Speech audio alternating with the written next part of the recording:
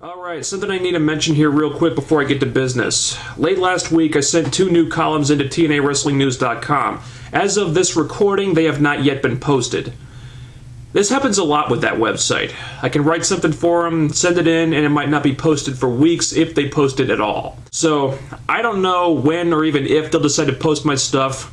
In the meantime, you can read both columns on the blog right now. There's 2 columns. There's the usual month in review column and another one titled Lacey Von Erich Must Be Stopped, which is all about why TNA management need to get Lacey out of the ring for her own safety and the safety of the other wrestlers. They're both posted on the blog. Link is right down there.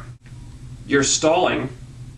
I'm not stalling. I'm just taking care of a few things first. Oh, bullcrap. You're just trying to avoid talking about iMPACT because you didn't like the show this week. That's not true at all. Besides, I've never shied away from reviewing bad iMPACTs before. Well then get on with it, review monkey! Alright, fine! Was iMPACT particularly bad this week? Not really. But it wasn't particularly good either. It was just one of those middle-of-the-road shows, and after that awesome impact they had last week, this was like coming down off of a high.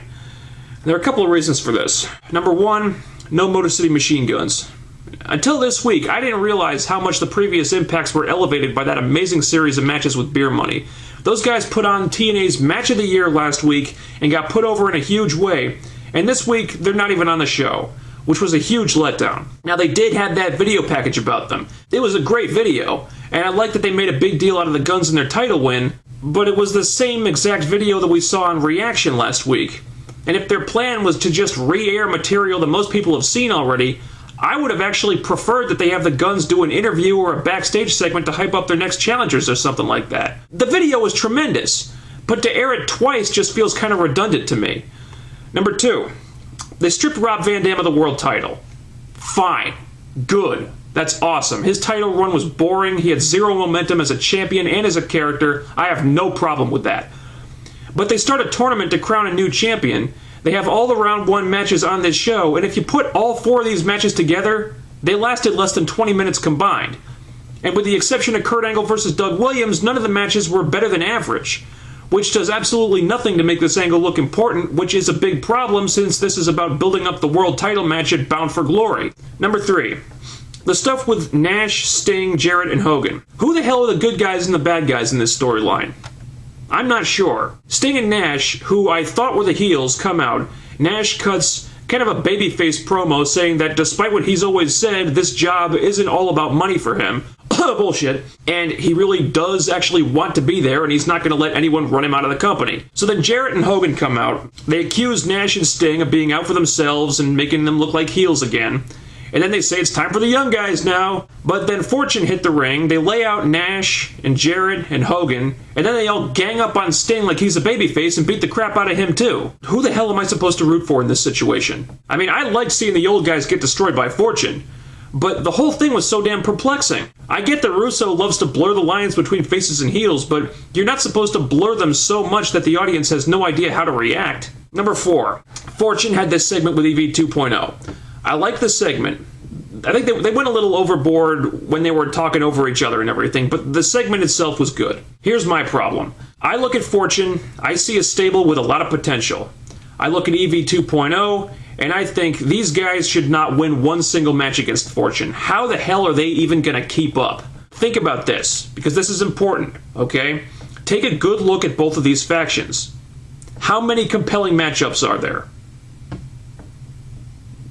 Maybe AJ versus Sabu, Tony Mamaluke versus Doug Williams, maybe put 3D in there, have him face beer money again, but that's really it. Who's going to carry the work rate for the EV 2.0 guys?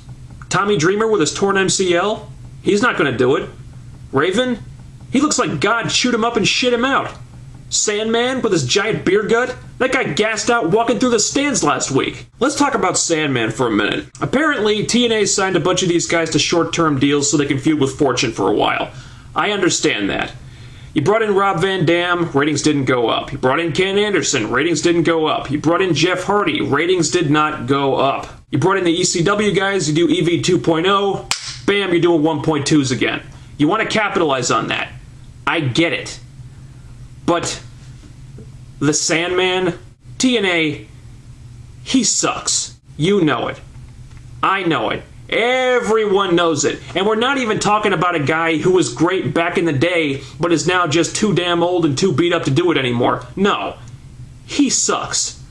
He sucked 13 years ago in ECW. The only thing that ever made this guy great was his entrance, which he can't do in TNA because he can't get the rights to enter Sandman. And without his entrance, he's just a fat drunk with a Singapore cane, who, by the way, is ridiculously out of shape. Did you see him sucking wind at ringside during that brawl at the end of the show? Christ, Brian Knobbs had better conditioning than him. So what is he doing there? Get the fuck out! This faction has Tommy Dreamer, Raven, Rhino, Sabu, Team 3D. They don't need the fucking Sandman. And as for who's going to carry the work rate for these guys, just take a look at the main event. AJ Styles versus Tommy Dreamer? Look, I respect Tommy. I got a lot of love for Tommy. I know he's injured right now. I don't like saying this, but the fact remains that AJ had to slow down his style to accommodate Tommy in the ring. That's not good. That's not what you want. If you want AJ to fight these guys, you gotta put him in there with Sabu or Tony Mamaluke or Guido, one of these guys who can still go at a reasonable pace. Tommy, God love him, but he ain't it. Now, Tommy did put over AJ in this match, so I'm not going to crap on him for this. All I'm saying is that TNA need to kind of be aware of the limitations these guys have and book them with that in mind. So that's about it for Impact. I don't know if you guys have been watching Reaction after the show. I watched it again. Not as good as the episode last week, probably because Impact was not as good as last week. And that's where most of the material is coming from. But still, I would check this show out if you haven't seen it, because I think they've stumbled onto a way of presenting this stuff that is really unique and actually pretty compelling. I mean, hell, I'd say that Reaction is probably doing a better job of selling the storylines than Impact does right now. Oh yeah, TNA signed a new knockout. Becky Bayless. Becky Bayless. Great. Another girl who can't wrestle. Yay! As if we don't have enough to put up with the beautiful people getting pushed to the fucking moon. I did a YouTube search for Becky Bayless. I found a match she had with Velvet Sky a few years ago. That match sucked. And you know what the worst part is? Before I found out about this, I was watching videos of Madison Eagles, and I was like, wow, this lady's damn good. TNA should sign her. And instead, we get Becky Bayless, who apparently will be doing some type of Jersey Shore knockoff gimmick. Oh, it figures you would like that. See you next week.